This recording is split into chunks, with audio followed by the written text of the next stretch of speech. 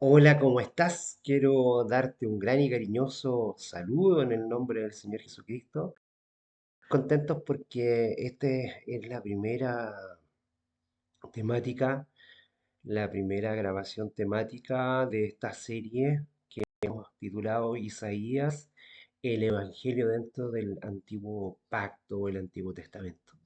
Hemos estado escudriñando algunos aspectos del Evangelio del Antiguo Pacto, el Evangelio del Antiguo Testamento expresado en la persona de Isaías y cómo él fue llamado, cómo fue también puesto su mensaje para compartir.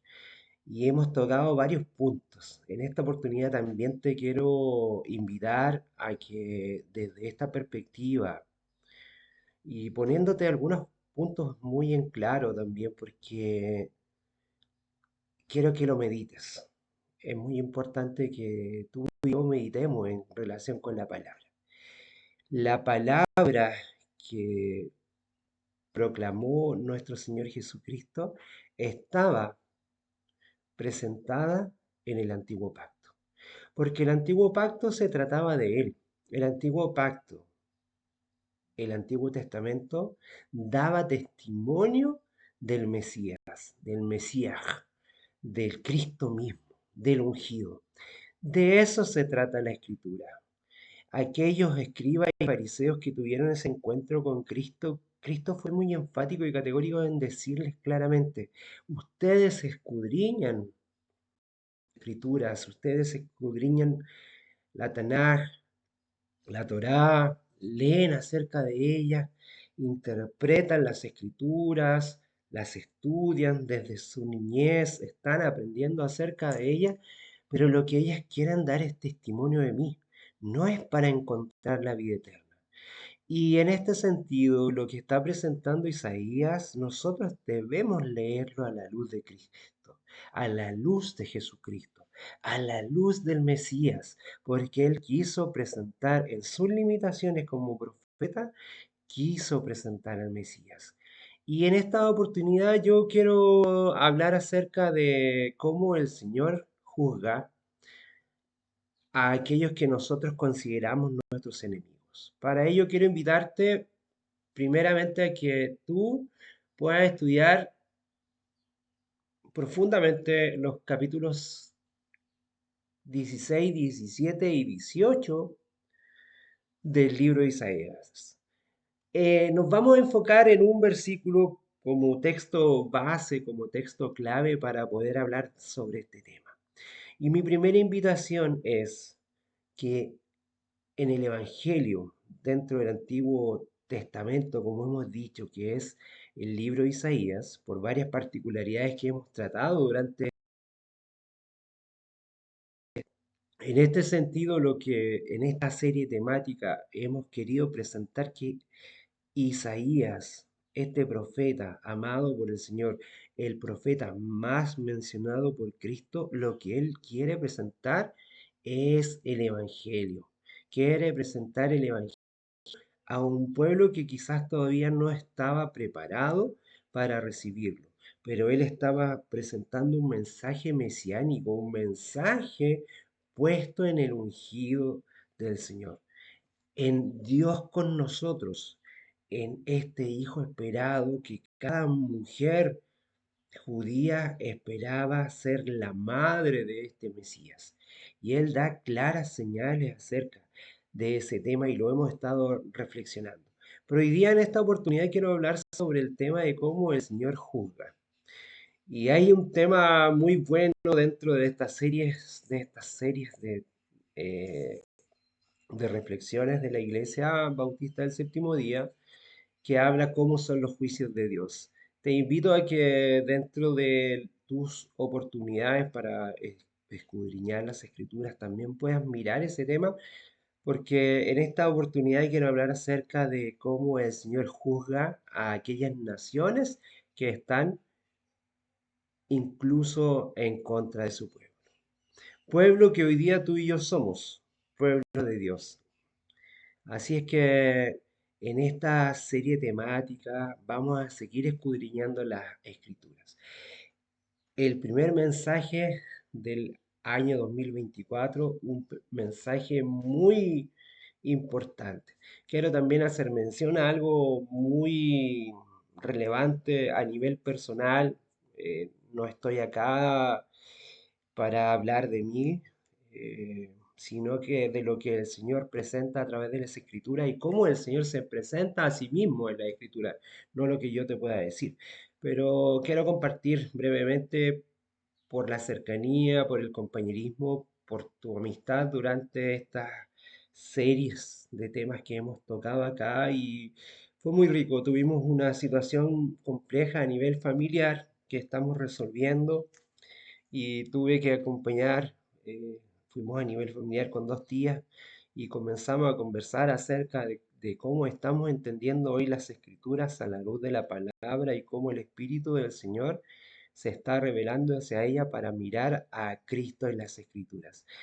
Una de estas tías es líder de otra denominación cristiana, es parte de otra denominación cristiana y en esta conversación que tuvimos mientras hacíamos algunas gestiones importantes a nivel familiar, se abrió la posibilidad de tocar el tema y tanto lo que ella está conociendo al Señor como lo que yo y otras personas más en esta invitación a hacer un movimiento para presentar a Cristo al cristianismo, nos sentimos que muchos temas, muchas cosas se están revelando a través de las escrituras para que podamos ver el testimonio de Jesús, de todo su mensaje.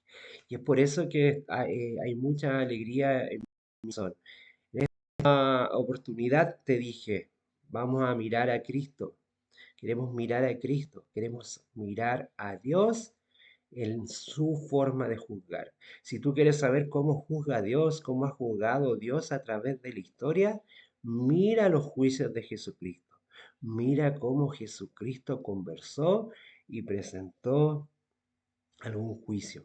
Mira el ejemplo de la mujer adúltera, cómo el Señor le dice, ni yo te condeno. Pero en este caso vamos a llevarlo a la escritura porque es muy importante que lo podamos observar desde ahí. Te invito a que busques en tu palabra, como ya te había invitado, lee los capítulos 16, 17 y 18 de Isaías, pero enfócate en este versículo que va a ser el foco principal para poder guiar este texto como un texto base. Se encuentra en Isaías 17, versículo 13, y dice lo siguiente. Los pueblos harán estrépito a manera de ruido de muchas aguas, mas Dios los reprenderá. Como reprende Dios, como reprende Jesús. Así tienes que mirar cómo el Señor Jesús reprende y huirán lejos, serán ahuyentados como el tamo de los montes delante del reino y como el polvo delante del torbellino. Cómo el Señor reprende a aquellos que no son o que son supuestamente los enemigos del pueblo de Dios. ¿Escuchaste a Cristo decir, ama incluso a los enemigos? ¿Escuchaste a Dios decirle a Jonás, ve a predicar a quienes son tus enemigos, a los ninivitas, porque para ellos también está la salvación? Con estas palabras vamos a entrar a la profundidad del tema, esperando que también tu estudio personal, eh, tu relación con el Señor y tu encuentro con la palabra del Señor, buscando el testimonio de Jesucristo, sea la que toque tu corazón. Querido Dios, sabemos que eres un Dios maravilloso, un Dios bueno que nos acompañó durante todo el 2023 y hoy, en este nuevo año, nos seguirás acompañando. Hasta aquí nos acompañó Jehová, pero sin embargo sabemos que contamos contigo no solamente hasta el último de nuestros días, sino que por la eternidad. Señor, te agradecemos por la oportunidad de cada día ir conociéndote, porque a través de Jesús sabemos quién eres tú. tanto tiempo has querido, Señor Jesús, estar con nosotros y aún así no hemos visto el amor del Padre. Ayúdanos, así como necesitaron los discípulos conocer quién eras tú, también a través de la revelación del Hijo de Jesucristo, en la palabra y en el testimonio del incluso del antiguo pacto, poder encontrarte. Todo te lo agradecemos en los méritos de Cristo Jesús. Amén. Bueno, no me caracterizo por dar introducciones tan extensas. Me gusta ir bastante al grano, pero sin embargo habían cosas importantes que señalar y sobre todo para iniciar este nuevo año. Es común que las personas, principalmente todo ser humano, esté observando hoy día la violencia y la opresión que nación contra nación se viene desarrollando, se viene practicando, se viene viviendo y como una contra otra, en distintas posiciones conflictivas, con distintas visiones de vida, no son capaces de ponerse de acuerdo. Y esto lo has visto a través de toda la historia. No es una novedad, no es que hoy día quizás sea más potente que antes. Puede haber una salvedad que quizás las formas militares o las armas que hoy día tenemos de destrucción masiva pueden ser más impactantes que las que habían antes, que podrían haber guerras de años. Hoy día toda la destrucción, lo que puede llevarse a cabo puede ser en un tiempo de horas, en un tiempo de días, lo que antes pasaba a través de años. Y es muy común que la gente se consulte y se pregunta, ¿dónde está Dios? Aún hasta nosotros como cristianos, que muchas veces no entendemos por qué los otros cristianos que están en otros países, hijos del Señor, están siendo perseguidos, están siendo muertos por predicar el Evangelio, por ejemplo. La impunidad predomina en el escenario global, sin embargo no podemos olvidar de que Dios siempre está en el control y eso tienes que tenerlo claro. En el momento cierto, Él levantará y juzgará a todas las naciones como Él lo ha prometido, en especial a aquellas naciones que han sido rebeldes con las enseñanzas de Dios y que Dios se ha manifestado directamente con él. Hoy miraremos en relación con esas profecías contra algunos pueblos que incluso oprimieron al pueblo de Israel. Nada ha escapado a los ojos y a la mirada divina de Dios. Y toda la impunidad que a lo mejor tú puedas creer que está siendo pasada de alto, los enemigos desde los más próximos a los más distantes al pueblo de Israel serían y serán incluso juzgados, y con todo el pueblo de Dios, que eso significa nosotros el Israel espiritual. Así Dios lo mencionó, mostrado en sus escrituras. Desde el capítulo 13 a- en el verso 23 hasta el capítulo 14, encontramos un relato de la profecía contra Babilonia. Los babilónicos dominaron por un buen tiempo el Oriente Medio. Mira qué interesante porque hubieron dos pueblos muy potentes que fueron los asirios, que todo el mundo pensó que su reinado iba a ser milenario, así como los babilónicos, fueron destruidos por reinos menores. Eso está profetizado por el Señor en el libro de Daniel, es muy interesante mirarlo. Hay un discurso de Benjamín Netanyahu un poco soberbio quizás desde su nacionalismo, pero no deja de tener mucha verdad. Muchos de algunos pueblos, y él lo habla desde quizás digamos las cosas como son. Podríamos decir que él lo habla desde la soberbia, pero si nosotros lo miramos a la luz de las escrituras, podemos decir, sí, grandes imperios, los asirios, los romanos, los egipcios, cada uno de esos imperios, los imperios persas, eh, la Grecia y la Macedonia de Alejandro Magno hoy día no existen. Más el pueblo de Israel, una pequeña nación que en algún momento fue el pueblo de Dios, el pueblo escogido para presentar a Dios por ser el menor, no por ser el mejor, y tú lo sabes, porque la escritura es bien clara. eh, Esos pueblos no existen. Claro, Netanyahu lo habla desde la soberbia, desde la poca humildad, desde sentirse el favorito y tener el favor de Dios. Tú y yo, a la luz del cristianismo y a la luz de Cristo, sabemos que Dios no tiene regalones, como muchas veces hemos dicho a través de este mensaje.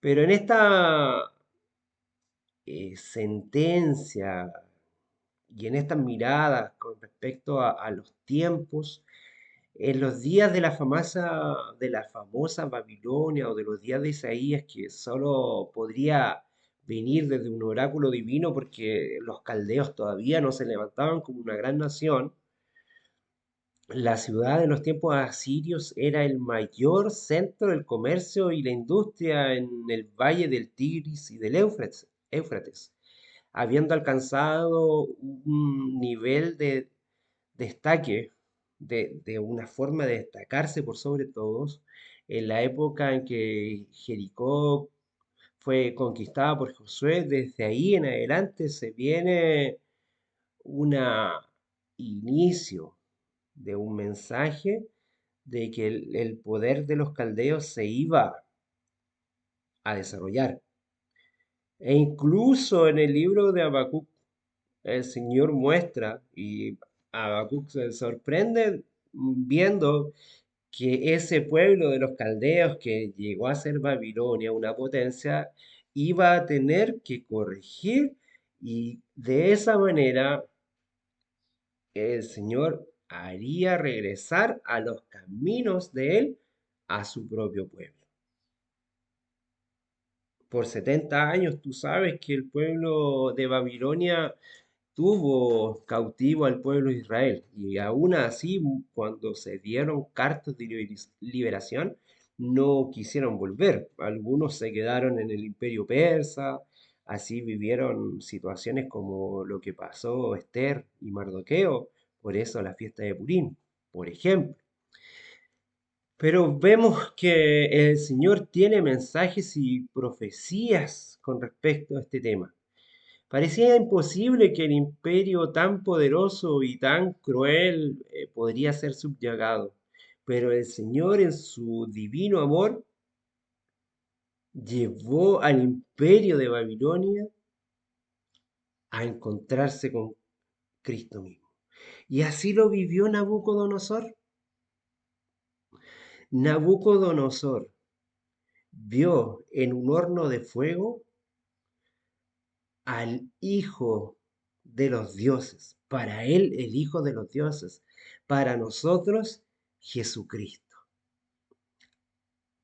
quien estuvo con los tres hombres de poder, Sadrach, Mesach y Abednego, partes del pueblo de Israel que fueron los que no quisieron adorar la estatua de oro.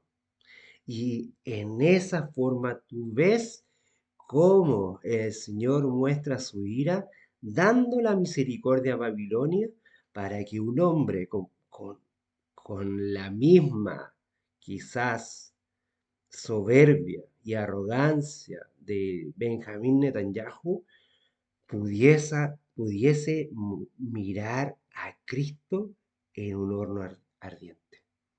El pueblo quedó sujeto por muchos años en ese sentido cuando fueron los caldeos al imperio asirio. Según el verso 17 en el capítulo 13, Dios despertaría a los medos que ya eran aliados de los caldeos. eh, o neobabilónicos, que todavía no eran babilónicos, hasta el fin del reinado de Nabucodonosor. En el 561 a.C., las personas se rebelaron contra Siria. El imperio tan grande que Asurbanipal dijo que iba a ser, donde los ninivitas, que también fueron llenos de la misericordia de Cristo a través de la predicación de Jonás, y así tú lo sabes, este nuevo imperio neobabilónico, unido entre los caldeos y los medos, logró levantarse. Un imperio que de a poquito lo fue armando Nínive, donde ganaron su propia independencia frente a Siria en la batalla de Asur en el 614 a.C., sobre la dirección militar de Siacares, y captaron la atención de Asiria y llegaron a capturar la gran Nínive, la ciudad imponente y mucho más poderosa que esta pequeña nación surgente de los medos babilónicos o medos caldeos, que llegaron a ser los babilónicos en el año 612 a.C. Los medos dominaron la pequeña nación persa hasta el 546, cuando Ciro el Grande se estableció como emperador de los medos y de los persas también. Fue uno de los más grandes estadistas, Ciro el Grande, y llegó a ser un libertador y usado por Dios para dar la libertad a su propio pueblo, profetizado incluso por Isaías. Esto es algo tremendo, inentendible al raciocinio humano. Fue uno de los grandes estadistas de la antigüedad y subyugó el mismo imperio babilónico. Tú sabes la historia, sabes cómo una nación más pequeña de los medos y los persas, con menos poder, logró capturar a la Gran Babilonia por intermedio del desvío de los ríos. Y esto fue solamente por la misericordia de Dios, porque ya incluso a Daniel se le había profetizado. Si tú estudias Daniel, te darás cuenta de eso. Pero en Isaías ya estaba mencionado Ciro y la misericordia de cómo Dios actúa y utiliza incluso a los enemigos del pueblo de Dios con misericordia para que llegue el amor a los asirios, para que llegue el amor a los medos, para que llegue el amor a los persas, para que llegue el amor a los babilónicos. Y Dios grande y poderoso se ha presentado en esas naciones paganas. En los versos 19 al 22, el Señor predice bien definitivamente la extinción total de la Babilonia histórica. Tiempos después, la historia comprueba el cumplimiento literal de esa profecía, pues la Babilonia quedó deshabitada por completo, en total abandono, y ha sido por superstición considerado una terrible maldición, e incluso desde los árabes hasta el día de hoy lo consideran así. En el capítulo 14, entre los versos 1 al 23, se ve una segunda sesión de la profecía en el que encontramos un cántico triunfal que describe la caída del rey de Babilonia, mirado como un tirano arrogante. La poesía de la canción lo describe como un personaje semejante a Satanás, una estrella caída antes que quiera reinar y que quería reinar arriba en el trono del Señor. Así es presentado. Y era conocido como un ser maléfico. Tú te das cuenta a la luz de la palabra y a la luz de Cristo cuando llega el mensaje. Los judíos todavía no lo entendían así, pero se dan cuenta que está haciendo una alegoría a Satanás mismo y que pretendía herir los pueblos con su furor. alguien que parecía invencible. Por eso te invito a que puedas leer el capítulo 14, desde el verso 1 al 23, y pon atención en algunos de estos versículos. El versículo 12, del 12 al 15, pon atención en el verso 4, verso 6. Hasta aquí podemos entender que algunas lecciones el Señor nos quiere dar. La primera, del reino terrenal perecerá. Como lo dijo Netanyahu, la nación de Israel ha pasado a través de una serie de imperios: Egipto, Asiria, Babilonia, los medos y los persas, los griegos, los macedonios, los romanos, naciones que se levantaron, el imperio turco, y así sucesivamente. Desde esa mirada arrogante a lo mejor de Netanyahu, que él lo presenta como algo escogido, pero sin embargo nosotros vemos que la mano del Señor ha estado sobre su pueblo porque tenía una misión importante. No por ser más perfectos, no por ser mejores, sino porque el Señor quería contar con ellos. La gloria del reino terrenal perecerá, de cualquier reino, mas la gloria de Dios permanecerá para siempre. Eso es una primera lección que tú y yo tenemos que aprender. Durante toda la narrativa, durante toda la mirada bíblica, podemos ver esto. Somos llamados en segundo lugar a confiar en el poder de Dios. Ahí está nuestra esperanza, la esperanza puesta en la fe del ungido de Jehová. Algunas promesas solo se tornarán reales si solamente confiamos en el poder de Dios. Algunas promesas están condicionadas desde aquellos aspectos que tú y yo queremos o podamos hacerlas vivas. Si están condicionadas a tu trabajo, a mi trabajo y al movernos por el Espíritu del Señor. No con ejército, sino que con su Espíritu, tú y yo podemos ser parte del mensaje final que este profeta mesiánico como Isaías quería proclamar, mostrando la revelación de Dios a través de su Hijo Jesucristo. Hay otro punto importante que tiene que ver con cómo otros mensajes también se presentan. Por ejemplo, las tierras de Moab y la tierra de Filistea, hay algunas profecías contra ellas. Y el Señor también ha mostrado justicia y por sobre todo ha mostrado misericordia. La profecía contra los primeros, en este caso los filisteos, cuando muere el rey Acaz, cerca del año 715, en la misma época, algunos años antes, había aparecido Tiglat-Pileser III, que había invadido a Filistea, subyugando a la tierra y exigido hacia ellos tributos muy complejos y pesados, donde por lo tanto se dio muerte de gran parte del pueblo filisteo.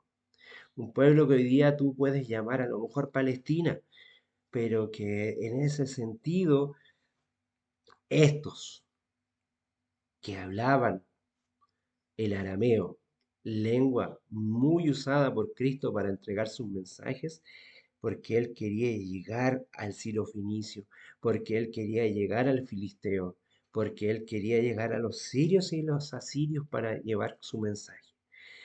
Si nosotros miramos en los capítulos que hemos mencionado y miramos incluso desde el 14 en adelante, el 15 y el 16 de Isaías, tratan de la sentencia contra los moabitas, descendientes de Lot. Si tú miras en Génesis 19, versos 36 y 37, te darás cuenta que así fue. Moab fue conquistado por David después del reino del norte de Israel, de quien en cuanto ellos querían controlar a las tribus de Israel, y cuando David logra unificar al pueblo, es capaz de derrotar a los moabitas. El profeta Amós también profetizó contra este pueblo que quería hacer daño a ellos. De Isaías, por ejemplo, en el capítulo 15 se describe cómo serían los ataques asirios contra Moab. Ellos ocurrieron en varios frentes, devastando ciudades moabitas y fue algo tremendo. Pero ¿sabes qué? Muchos de estos moabitas desterrados, que fueron desterrados y que tuvieron que andar errantes, como dicen los versos 3 y 4 del capítulo 16, se transformaron en los samaritanos, un pueblo en el cual Jesús habla muy bien de ellos y después de Jerusalén, Él pide que se vaya a Judea y luego a Samaria a predicar el mensaje. Está la mano poderosa de Cristo Jesús en medio del amor del Señor y aquellos moabitas que quizás se entendió en las profecías antiguas que iban a ser devastados, llegaran a ser pueblo, tan pueblo de Dios y Cristo mismo en sus mensajes para decir quién es el prójimo, utiliza esa alianza de los moabitas con aquellos judíos que quedaron en ese lugar del reino del norte, que se transformaron en los samaritanos, aquellos desterrados, se transformaron y aceptaron la Torá, los 5 primeros libros, y que uno de los temas más controversiales era dónde era la adoración, en Jerusalén o en el monte Gerizim, tema que incluso los saduceos, que eran parte del Sanedrín y que solamente aceptaban los 5 primeros libros, el Pentateuco, o sea, la Torá, eran hipócritas porque sabiendo que ellos deberían a lo mejor adorar en el monte, lo iban a hacer a Jerusalén, siendo que no lo decía la Torá. Pero los moabitas, que se unieron con los que quedaron de las tribus perdidas, llegaron a ser los samaritanos y el Señor muestra el amor en ese desechado, en ese odiado por los judíos, muestra que ese es el prójimo, muestra que ese es el prójimo. ¿No te parece impactante? ¿No te parece conmovedor cómo el Señor, con los años que habían pasado a estos desterrados de Moab, a estos desterrados de las 10 tribus del norte, se transforman en los samaritanos y les muestra el amor? No debemos hacer concesiones con nuestros enemigos, pero sí debemos darles todo el amor que ellos se merecen. Para el judío no podía ser un vasallo de los asirios, los filisteos, pero sí estaban llamados a ser y a actuar con el amor que Cristo proclamó. Recuerda que Cristo, cuando proclama su mensaje, era el año del jubileo, el año en que debían ser perdonados todos aquellos que tenían deudas con entre sí, tanto del pueblo como con los extranjeros. Dios, a través de Jesucristo que nosotros estamos conociendo, nos invita incluso a amar a nuestros enemigos, a amar a aquellos que incluso desde la mala interpretación de las profecías pensábamos que iban a ser destruidos, pero Dios muestra plena misericordia para esos pueblos, plena misericordia para los nabateos, para los que estaban cerca de la tierra de Israel. El Señor fue a la Decápolis. El Señor fue a la región de Tiro y de Sidón. El Señor lleva un mensaje de esperanza a los samaritanos y a cada uno de los que necesitaba conocerlo. A los romanos, a los griegos. Cristo tiene un mensaje incluso para quien tú consideras tu enemigo.